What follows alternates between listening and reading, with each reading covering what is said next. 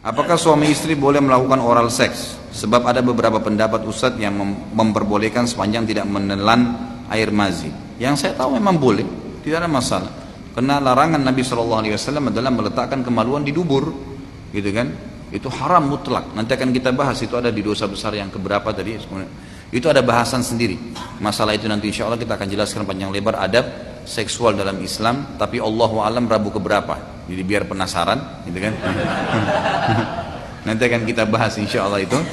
Kemudian tidak boleh meletakkan kemaluan di kemaluan pada saat haid dan nifas. Tapi selain itu dibolehkan istimta' namanya. Onani bagi laki-laki haram kalau dia lakukan sendiri. Tapi kalau istri lakukan boleh, nggak ada masalah, gitu kan? Itu pun masalah najisnya madhi. Madhi itu istilah cairan yang keluar karena terangsang. Ada madhi itu keluar kalau capek. Ada mani keluar kalau ya orang klimaks, gitu kan? Kalau madhi dan madhi itu tidak wajib mandi, cukup dibersihkan kemudian wudu, gitu kan? Kalau terkena celana dalam maka dicuci. Tapi kalau mani keluar karena klimaks itu nggak boleh mutlak. Sama halnya dengan puasa. Kalau seseorang sampai tumpah madhinya, gitu kan, maka dia tidak batal puasanya. Ini bukan berarti saya bilang Ramadan silakan cumbuan ya. Tapi yang jelas kalau madhi muncul karena syahwat itu tidak batal puasa. Tapi kalau klimaks, ya mani baik itu berhubungan badan atau tidak batal puasa Ramadannya, gitu kan? Batal puasa Ramadannya. Makanya ikhwah yang mau menikah jangan nikah pas akhir Sya'ban, gitu kan? Sehingga besok Ramadan, akhirnya susah nggak bisa berhubungan. Jadi kebanyakan orang nikah itu setelah Lebaran Idul Fitri, bulan Syawal, gitu. Ya, seperti itu boleh saja. Ada pendapat memang yang mengatakan dan lebih kuat mengatakan madhi itu sifatnya najis, gitu kan? Sifatnya najis. Tapi ada pendapat yang mengatakan tidak, secara mutlak juga tidak, gitu kan? Karena ada yang keluar setelah madhi, yaitu mani. Pendapat yang mengatakan madhi najis, ya, mengatakan bahwasanya mani nggak najis, padahal dari sumber yang sama. Bahkan mani itu lebih kental. Memang dia pada saat klimaks. Artinya madhi ini cuma pembukaannya saja. Mani semestinya yang lebih najis kan gitu. Itu secara rasional gitu. Mestinya seperti itu.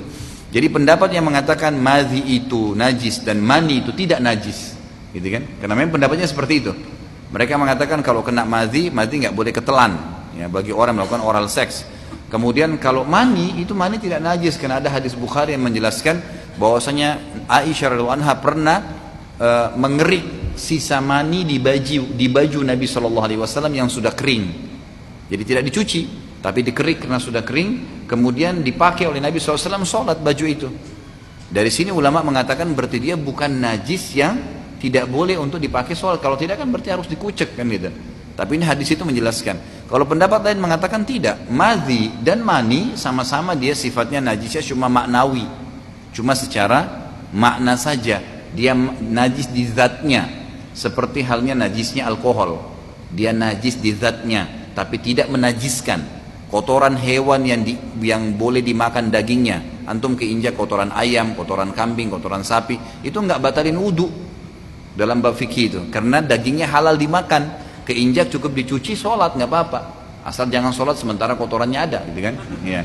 Jadi dibersihin dulu, baru kemudian sholat. Tapi kalau hewan yang tidak boleh dimakan dagingnya, bertaring, kotoran manusia, kotoran harimau, kucing, itu nggak boleh. Najis berarti kan, najisnya sudah berat. Mughalladhah namanya. Kurang lebih seperti